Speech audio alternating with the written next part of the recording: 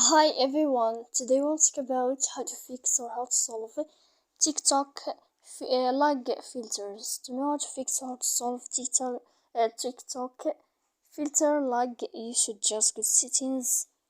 Here in this page, we click apps, default apps, app settings.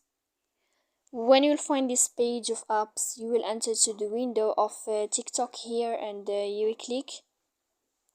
Then in this page of app info, you will click on first stop and you will click OK. Here we click on this window of storage. Then we click clear cache.